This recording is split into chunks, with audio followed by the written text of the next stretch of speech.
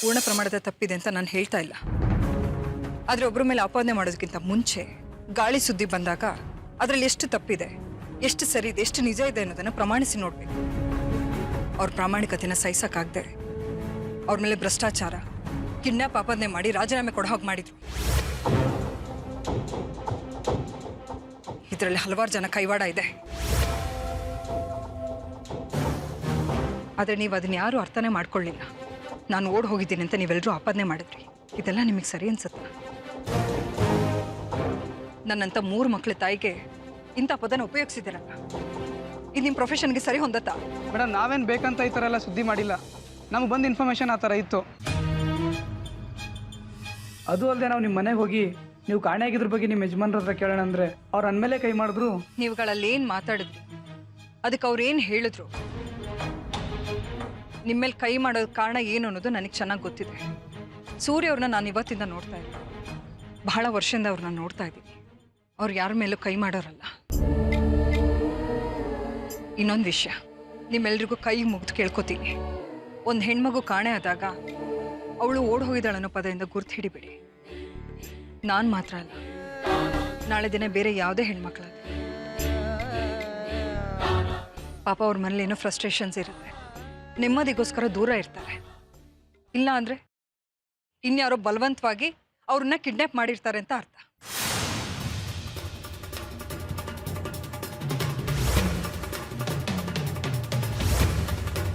ಅದೇನೋ ಸರಿ ಮೇಡಮ್, ನೀವು ಪ್ರೆಸ್ ಮೀಟ್ ಕರೆದಿರೋ ಉದ್ದೇಶ ಏನು ಅಂತ ಹೇಳಲೇ ಇಲ್ಲ. ಇಷ್ಟು ವರ್ಷ ಸೂರ್ಯ ಅವರು ರಾಜಕೀಯದಲ್ಲಿ ನಿಸ್ವಾರ್ಥ ಸೇವೆನ ಮಾಡ್ಕೊಂಡು ಬಂದಿರೋದು ನನಗೆ ಮಾತ್ರ ಅಲ್ಲ, ನಿಮ್ಮೆಲ್ರಿಗೂ ಚೆನ್ನಾಗಿ ಗೊತ್ತಿದೆ. ಅವ್ರ ಪ್ರಾಮಾಣಿಕತೆನ ಸಹಿಸಕ್ಕಾಗದೆ ಅವ್ರ ಮೇಲೆ ಭ್ರಷ್ಟಾಚಾರ, ಕಿಡ್ನಾಪ್ ಆಪಾದನೆ ಮಾಡಿ ರಾಜೀನಾಮೆ ಕೊಡೋ ಹಾಗೆ ಮಾಡಿದ್ರು. ಇದರಲ್ಲಿ ಹಲವಾರು ಜನ ಕೈವಾಡ ಇದೆ.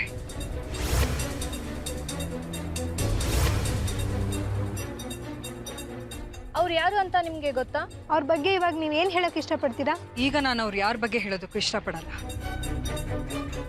ನನ್ನ ಸೂರ್ಯ ಅವ್ರ ಮಧ್ಯೆ ಇಲ್ಲ ಸಲ್ಲದ ರೂಮರ್ಸನ್ನು ಕ್ರಿಯೇಟ್ ಮಾಡಿದ್ದಾರೆ.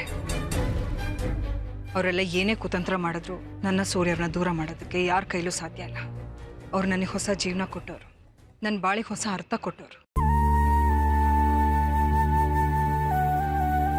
ನನ್ನ ಮಗನಿಗೆ ತಂದೆಯಾಗಿ ನನ್ನ ಸಿಂಧೂರಕ್ಕೆ ಬೆಳಕಾಗಿ ಬಂದವರು. ಅಂಥವ್ರನ್ನ ನಾನು ದೂರ ಬಿಟ್ಟು ಹೋಗೋದು ಒಂದೇ, ನನ್ನ ಪ್ರಾಣ ಕಳ್ಕೊಳ್ಳೋದು ಒಂದೇ. ನನ್ನ ಉಸಿರಿರೋ ತನಕ ನಾನು ಅವ್ರನ್ನ ಬಿಟ್ಟೆಲ್ಲೂ ಹೋಗಲ್ಲ. ಇವತ್ತು ನಿಮ್ಮನ್ನ ಇಲ್ಲಿಗೆ ಬರೋದಕ್ಕೆ ಹೇಳಿದ ಉದ್ದೇಶ ನನ್ನ ಅನ್ಯಾಯದ ಬಗ್ಗೆ ಮಾತಾಡೋದಕ್ಕಾಗಲಿ ಅಥವಾ ಸೂರ್ಯ ರಾಜೀನಾಮೆ ಕೊಟ್ಟಿರೋದ್ರ ಬಗ್ಗೆ ಅಲ್ಲ. ಅವ್ರಿಗಾದ ಅನ್ಯಾಯ, ಮೋಸ, ಇದಕ್ಕೆಲ್ಲ ನ್ಯಾಯ ಕೊಡಿಸ್ಬೇಕು. ಅದಕ್ಕೆ ಈ ಸಾರಿ ಬೈ ಎಲೆಕ್ಷನಲ್ಲಿ ಸೂರ್ಯ ಅವ್ರ ಕ್ಷೇತ್ರದಲ್ಲೇ ಇಂಡಿಪೆಂಡೆಂಟ್ ಆಗಿ ಕಂಟೆಸ್ಟ್ ಮಾಡಬೇಕು ಅಂತ ನಿರ್ಧಾರ ಮಾಡಿದೆ.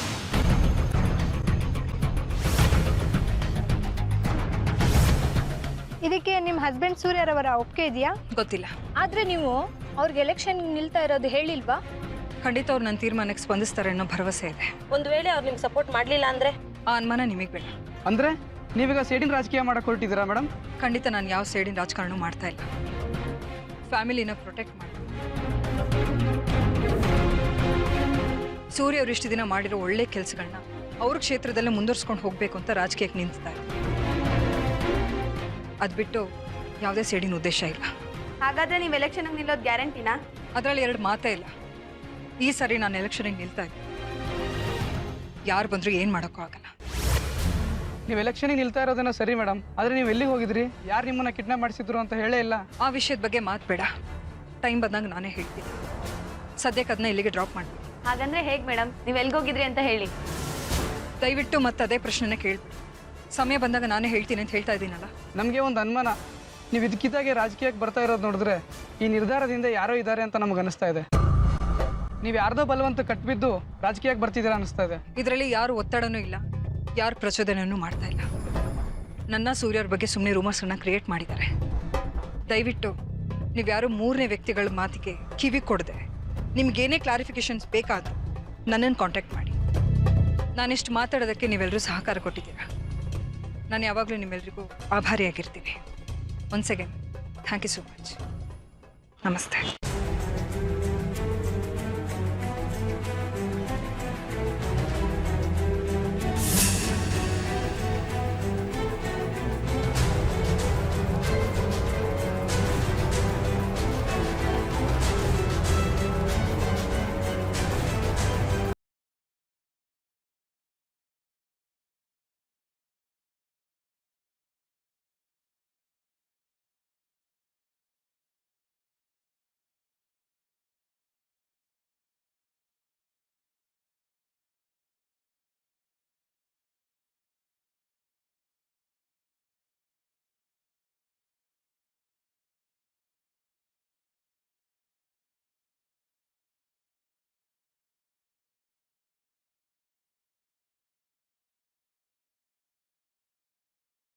ಇದನ್ನ ನೋಡ್ದೆ ಕಣೋ, ಮಾತಾಡ್ಸಕ್ಕಾಗ್ಲಿಲ್ಲ. ಎಲ್ಲೋಗ್ತಿದ್ರೆ ಅಂತ ಫಾಲೋ ಮಾಡ್ತಿದ್ದೀನಿ, ಗೊತ್ತಾಗ್ತಿಲ್ಲ ಕಣೋ. ಮಗ, ಅಮ್ಮ ಯಾವ ಕಡೆ ಹೋಗ್ತಾ ಇದ್ದಾರೆ?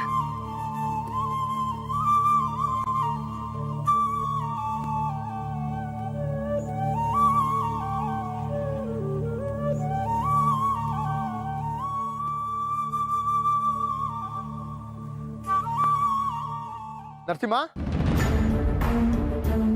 ಹಲೋ?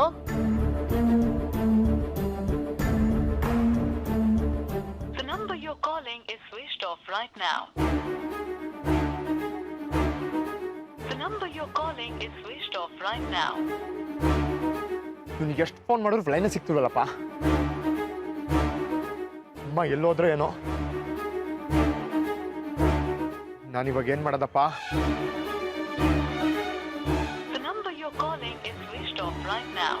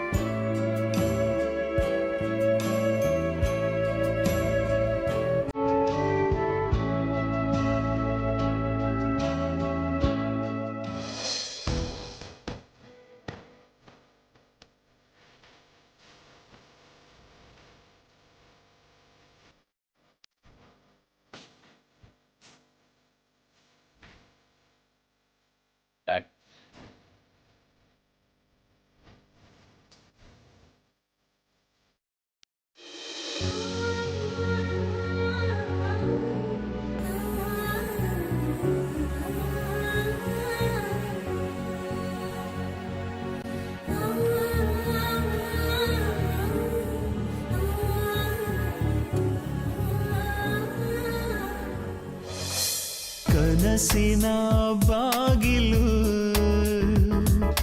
ತೆರೆದಿಡು ಜೀವವೇ, ಸಹಚರಿ ಇಲ್ಲದ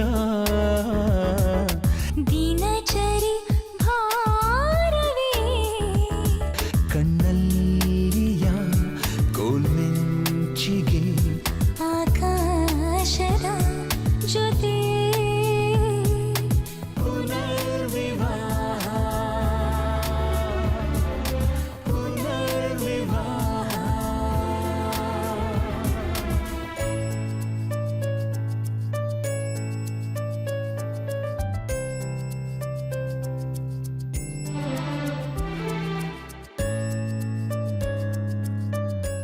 ಸೂರ್ಯ,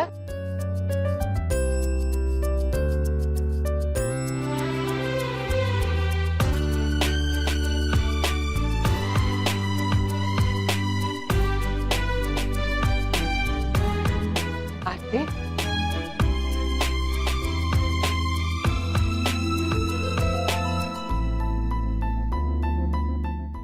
ಸದ್ಯ ಬದ್ಯಲ್ಲ, ಇಲ್ಲಾದಿದ್ರೆ ಎಲ್ಲಿ ನಿನ್ ಮಗ ದೊಡ್ಡ ಗಲಾಟೆ ಮಾಡ್ಬಿಡ್ತಾನ ಅಂತ ಹೆದರ್ಕೊಂಡ್ಬಿಟ್ಟಿದ್ದೆ. ಅವನ್ ಯಾಕೆ ಗಲಾಟೆ ಮಾಡ್ತಾನೆ? ಅಷ್ಟೇ ಅಂದ್ರೆ ಏನು ಮಾತಾಡಬೇಡಿ. ಇನ್ನು ಮುಂದೆ ಆಗೋದ್ರ ಬಗ್ಗೆ ಯೋಚನೆ ಮಾಡಬೇಕು. ನೀವ್ ಹೇಗಿದ್ದೀರಾ? ನನಗೇನೇ ಆಗಿದೆ, ನಾನ್ ಚೆನ್ನಾಗೇ ಇದ್ದೀನಿ. ನಮ್ಗಿದ್ದಿದ್ದ ಆತಂಕ ಅಂದ್ರೆ ನಿನ್ ಬಗ್ಗೆ ಹೋಗಿದ್ದೆ ಎಷ್ಟು.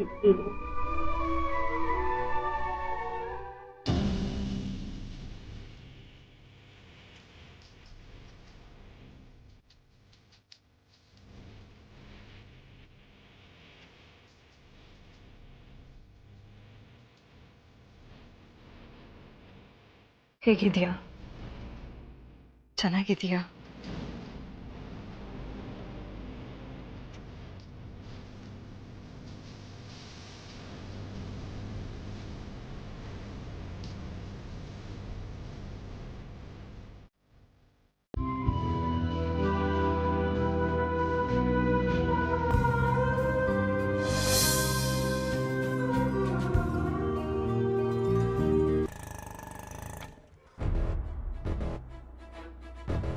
ಎಷ್ಟಲ್ಲ ಫೋನ್ ಮಾಡೋದು ನಿನಗೆ? ಫೋನ್ ಆಗಿದೆ ಸ್ವಿಚ್ ಆಫ್ ಆಗಿದೆ ಮಗ. ಅದೆಲ್ಲ ಹೋಗ್ಲಿ ಬಿಡು. ಅಮ್ಮನ್ ನೋಡ್ದಾ? ಅಮ್ಮನ್ ಫಾಲೋ ಮಾಡ್ದಾ? ಅಮ್ಮ ಎಲ್ಲಿ ಹೋಗೋದ್ರು ಹೇಳು ಮಗ. ಮಗ ಅದು ಅಮ್ಮ. ಹೇಳು, ಯಾಕೋ ಹಿಂದೆ ಮುಂದೆ ನೋಡ್ತಿದ್ಯಾ? ಅಮ್ಮನ ಫಾಲೋ ಮಾಡ್ಕೊಂಡು ಹೋದೆ ಮಗ. ಹಾ, ಅಮ್ಮ ಸೂರ್ಯನ ಮನೆಗೆ ಹೋಗ್ಬಿಟ್ರು. ಏನು ಮಗ?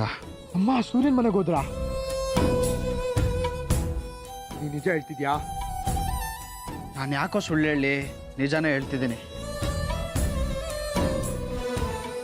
ಅಂದ್ರೆ ಇಷ್ಟು ದಿನ ಅಮ್ಮ ಕಾಣ್ತಿಲ್ಲ ಅಂದಿದ್ದು ಸುಳ್ಳ? ಅಂದ್ರೆ ಅಮ್ಮ ಇಷ್ಟು ದಿನ ಏನಕ್ಕೆ ಕಾಣೆ ಆಗಿದ್ರು? ಎಲ್ಲಿಗೆ ಹೋಗಿದ್ರು?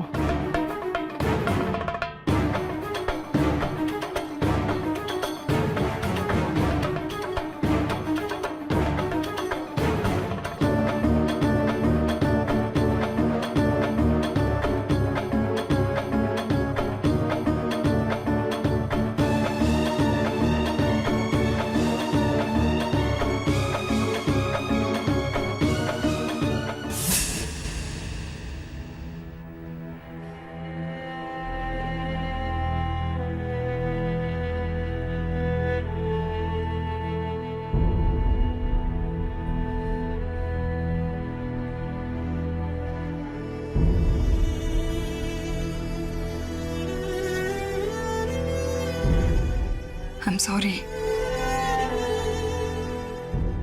ನೀವು ನನ್ನಿಂದ ತುಂಬ ಸಂಕಟನ ಅನುಭವಿಸ್ತಾ ಇದ್ದೀರಾ. ಇತ್ತೀಚೆಗೆ ನನಗೆ ಸಂಕಟ ಅನ್ನೋದು ಸಕ್ಕರೆ ಅಷ್ಟೇ ಸಿಹಿ ಆಗ್ಬಿಟ್ಟಿದೆ. ಯಾವುದು ದೊಡ್ಡದು ಅಂತನೂ ಅನ್ಸಲ್ಲ, ಯಾವುದು ತೀರಾ ವಸ್ತು ಅಂತನೂ ಅನ್ಸಲ್ಲ. ಆದ್ರೆ ನೀವು ಇದ್ದಕ್ಕಿದ್ದಾಗೆ ಎಲ್ಲಿಗೆ ಹೋದ್ರಿ, ಯಾರು ನಿಮ್ಮನ್ನ ಕರ್ಕೊಂಡೋದ್ರು, ಇದ್ದಕ್ಕಿದ್ದಾಗ ಯಾಕೆ ಕಾಣೆ ಆದ್ರಿ ಅನ್ನೋದು ನಮಗೆ ನಿಗೂಢ ರಹಸ್ಯವಾಗಿ ಉಳಿದುಬಿಟ್ಟಿದೆ. ದಯವಿಟ್ಟು ಅದನ್ನು ಮಾತ್ರ ಕೇಳಬೇಡಿ. ಸಮಯ ಬಂದಾಗ ನಾನೆಲ್ಲ ಹೇಳ್ತೀನಿ. ದಯವಿಟ್ಟು ನನಗೆ ಫೋರ್ಸ್ ಮಾಡಬೇಡಿ. ಸರಿ, ಈ ವಿಷಯದಲ್ಲಿ ನಾನು ನಿಮಗೆ ಫೋರ್ಸ್ ಮಾಡಲ್ಲ. ನಿಮಗೆ ಯಾವಾಗ ಹೇಳಬೇಕು ಅನ್ಸುತ್ತೋ ಆವಾಗಲೇ ಹೇಳಿ.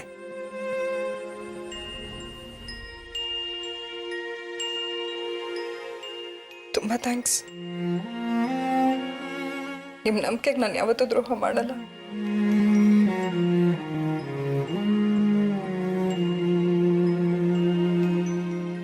ಆದರೆ ನೀವೇ ನನ್ನನ್ನು ಕಿಡ್ನಾಪ್ ಮಾಡಿಸಿತು ಅಂತ ಸುಳ್ಳಪ್ಪನೇ ನಿಮ್ಮ ಮೇಲೆ ಮಾಡಿದ್ದಾರೆ. ನಿಮ್ಮ ಜೊತೆ ಜಗಳ ಮಾಡಿಕೊಂಡು ಮನೆ ಬಿಟ್ಟು ಹೋದೆ ಅಂತ ಹೇಳಿ ಸುದ್ದಿ ಹಬ್ಬಿಸಿದ್ದಾರೆ. ಇಷ್ಟಕ್ಕೆಲ್ಲ ನಾನು ತಾನೇ ಕಾರಣ. ನೀವೆಷ್ಟು ನೋವು ಅನುಭವಿಸ್ತಾ ಇದ್ದೀರಾ.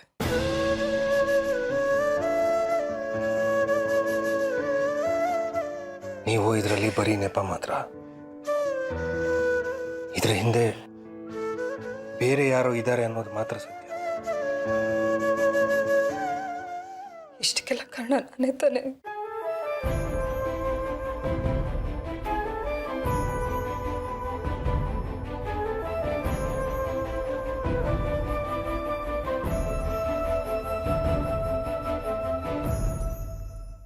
ಕೆಲಸ ಕೆಟ್ಟೋಯ್ತು ಸರ್. ನಾವು ಆ ದಿನ ಎಲೆಕ್ಷನ್ ನಿಲ್ಲಿಸಿ ಸೂರ್ಯಂಗೆ ಟಾಂಗ್ ಕೊಡಬೇಕು ಅಂತ ಇದ್ವಿ. ಈಗ ನೋಡಿದ್ರೆ ಆರ್ತಿನೇ ಎಲೆಕ್ಷನ್ ನಿಂತ್ಕೋತೀನಿ ಅಂತ ಹೇಳ್ತಾ ಇದ್ದಾಳೆ. ಅವಳೇನಾರು ಎಲೆಕ್ಷನ್ ನಿಂತ್ಕೊಂಡ್ರೆ ಕೆಲಸ ಮುಗೀತು ಸರ್. ಆರ್ತಿ ಎಲೆಕ್ಷನ್ ನಿಂತ್ಕೊಳ್ತಾಳ? ಹೌದು ಸರ್, ಅವಳ ಎಲೆಕ್ಷನ್ ನಿಂತ್ಕೊಂಡ್ರೆ ನಾವು ಗೆಲ್ಲೋದು ಕಷ್ಟ ಆಗುತ್ತೆ ಸರ್. ಅಡುಗೆ ಮಾಡಿದಷ್ಟು ಸುಲಭ ಅಲ್ಲ ರಾಜಕೀಯ ಅನ್ನೋದು. ಆರ್ತಿಗೆ ಮನದಟ್ಟಾಗೋದಕ್ಕೆ ಹೆಚ್ಚು ಸಮಯ ಬೇಕಾಗಲ್ಲ. ಆರ್ತಿನ ಅಷ್ಟು ಕೀಳಾಗಿ ನೋಡ್ಬೇಡಿ ಡ್ಯಾಡ್. ಅವಳು ತುಂಬಾ ಬುದ್ಧಿವಂತೆ. ಸೂರ್ಯನ್ ಜೊತೆನೇ ಇದ್ದು ರಾಜಕೀಯದ ಎಲ್ಲಾ ಪಟ್ಟುಗಳನ್ನು ತಿಳ್ಕೊಂಡಿದ್ದಾಳೆ. ಸೂರ್ಯನ್ ಪರ ಪ್ರಚಾರ ಮಾಡಿ ಎಲ್ಲ ಅನುಭವನೂ ಆಗಿದೆ ಅವಳಿಗೆ. ಕಂಟೆಸ್ಟಿಂಗ್ಗೆ ಬೇರೆ, ಕ್ಯಾಂಪೇನಿಂಗ್ಗೆ ಬೇರೆ, ಕುರ್ಚಿ ಸಂಭಾಳಿಸೋದೇ ಬೇರೆ. ರಾಜಕೀಯದಲ್ಲಿ ಸೋಲು ಗೆಲುವಿನ ಮಧ್ಯೆ ಕೆಲವು ಕ್ಯಾಲ್ಕುಲೇಷನ್ಗಳಿರ್ತವೆ, ಅದರದ್ದೇ ಆದ ಪಟ್ಟುಗಳಿರ್ತವೆ. ಯಾವುದೂ ಗೊತ್ತಿಲ್ಲದಿರೋ ಆರ್ತಿ ಎಲೆಕ್ಷನ್ ನಿಲ್ತಾಳೆ ಅಂತ ನಾವು ಟೆನ್ಷನ್ ಮಾಡ್ಕೊಳ್ಳೋ ಅಗತ್ಯ ಇಲ್ಲ. ಆರ್ತಿನ ಅಷ್ಟು ಹಗುರವಾಗಿ ತಗೊಳ್ಬೇಡಿ ಡ್ಯಾಡ್. ಜನ ಎಲ್ಲ ಅವಳನ್ನ ದೇವತೆ ತರ ನೋಡ್ತಾ ಇದ್ದಾರೆ. ಅದು ಅಲ್ಲದೆ ಸೂರ್ಯನ್ ಫಾಲೋವರ್ಸ್ ಎಲ್ಲ ಆರ್ತಿ ಕಡೆನೆ ವಾಲ್ತಾರೆ. ಅವರೆಲ್ಲ ಅವಳಿಗೆ ಸಪೋರ್ಟ್ ಮಾಡ್ತಾ ಹೋದ್ರೆ ನಿಮ್ಮ ಪ್ಲಾನ್ ಉಲ್ಟಾ ಆಗೋದಂತೂ ಗ್ಯಾರಂಟಿ. 100 ಅಕ್ಷೋಹಿಣಿ ಸೈನ್ಯ ಬೇಕು ಅಂತ ಶ್ರೀಕೃಷ್ಣನ ಕೇಳಿದ ದುರ್ಯೋಧನ. ಅದೇ ಕೃಷ್ಣನ್ನ ಅರ್ಜುನ ನೀನೊಬ್ಬ ನಮ್ಮ ಜೊತೆ ಇದ್ರೆ ಸಾಕು ಅಂತ ಹೇಳ. ಕೊನೆಗೆ ಗೆದ್ದಿದ್ಯಾರು? ಪಾಂಡವರು ತಾನೆ. ಹಾಗೆ ಇಲ್ಲೂ ನಮಗೆ ಸೂರ್ಯನ ಹಿಂದೆ ಲಕ್ಷ ಕೋಟಿ ಫಾಲೋವರ್ಸ್ ಇರಬಹುದು. ಆದಿತ್ಯ ಒಬ್ಬ ನಮ್ಮ ಜೊತೆ ಇದ್ರೆ ಸಾಕು, ಈ ಎಲೆಕ್ಷನ್ನ ಗೆದ್ದು ತೋರಿಸ್ತೀನಿ. ಆದಿ ಒಬ್ಬ ಜೊತೆಲಿದ್ರೆ ಸಾಕು ಅಂತ ಹೇಳ್ತಾ ಇದ್ದೀರಲ್ಲ, ಅಕಸ್ಮಾತ್ ಆದಿ ತನ್ನ ತಾಯಿ ವಿರುದ್ಧ ಎಲೆಕ್ಷನ್ ನಿಲ್ಲಲ್ಲ ಅಂತ ಹೇಳಿದ್ರೆ ನೀವೇನ್ ಮಾಡ್ತೀರಾ? ಅವನು ಹಾಗೆ ಹೇಳೋದಕ್ಕೆ ಚಾನ್ಸೇ ಇಲ್ಲ.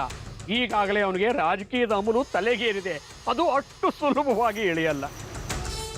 ನಾನು ಆದಿತ್ಯನ ಮೇಲೆ ಸೇಡ್ ತೀರ್ಸ್ಕೋಬೇಕು ಅಂತ ಕಾಯ್ತಾ ಇದ್ದೀನಿ. ನೀವ್ ನೋಡಿದ್ರೆ ಅವನನ್ನ MLA ಆಗಿ ಮೆರೆಸ್ತೀನಿ ಅಂತ ಹೇಳ್ತಿದ್ದೀರಲ್ಲ, ಯಾಕೆ? ಅವನು ನನಗ್ ಮಾಡಿದ ಮೋಸನ ಮರ್ತ್ ಬಿಟ್ರಾ? ಮರ್ತಿಲ್ಲ. ಬಲಿ ಕೊಡೋದಕ್ಕೆ ಮುಂಚೆ ಕುರಿನ ಕೊಬ್ಬಿಸ್ಬೇಕು, ಆಮೇಲೆ ಬಲಿ. ಆದಿತ್ಯ ಈಗ ಕುರಿ. ಬಲಿ ಕೊಡೋದಕ್ಕೆ ಮುಹೂರ್ತಕ್ಕೆ ಕಾಯ್ತಾ ಇದ್ದೀನಿ. ಅದ್ ಏನು ಮಾಡ್ತಿರೋ ಮಾಡಿ, ಆದ್ರೆ ನನ್ನನ್ನ ನಂಬಿಸಿ ಮೋಸ ಮಾಡಿದ ಆದಿತ್ಯ ಮಾತ್ರ ಬದುಕಿರ್ಬಾರ್ದು ಅಷ್ಟೇ.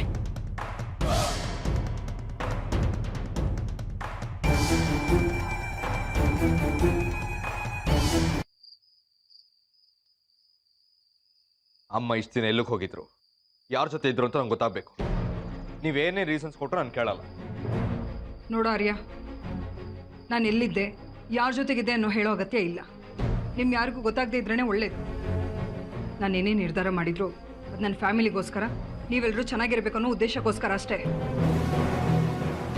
ನಾವು ಚೆನ್ನಾಗಿರ್ಬೇಕು ಅಂದರೆ ಆ ವಿಷಯನ ಹೇಳ್ಬೋದಲ್ಲ, ಯಾಕೆ ಮುಚ್ಚಿಡ್ತಿದ್ದೀರಾ? ಸದ್ಯಕ್ಕೆ ನಾನು ಮುಚ್ಚಿಡ್ಲೇಬೇಕು. ನನ್ನ ಪರಿಸ್ಥಿತಿ ಆಗಿದೆ.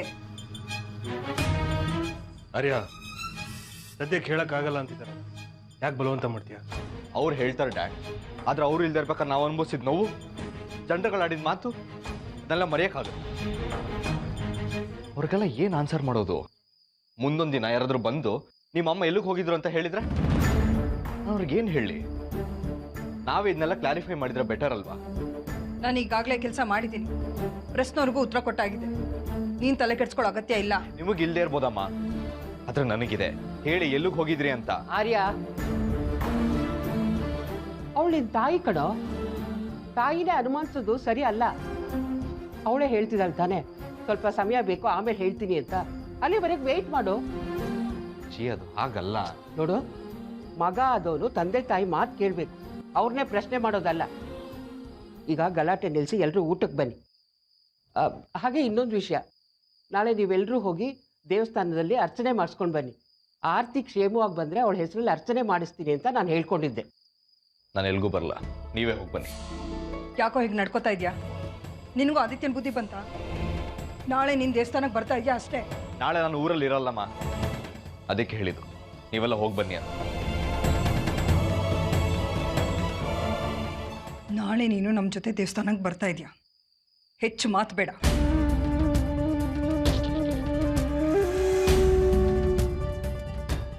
ಯಾಕೋ ಈ ರೀತಿ ಹಠ ಮಾಡ್ತಿದ್ಯಾ? ಅವ್ರಿಗಾಗಲೇ ನೊಂದಿದ್ದಾರೆ, ಮತ್ತೆ ಯಾಕೆ ನೋವು ಕೊಡ್ತಿದ್ಯಾ? ಡ್ಯಾಡ್, ಮಾತಾಡ್ಬೇಡ ನೀನು. ಅವ್ರು ಏನು ಹೇಳ್ತಾರೋ ಅದನ್ನ ಮಾಡೋದನ್ನ ಕಲಿ. ಊಟ ಮಾಡು.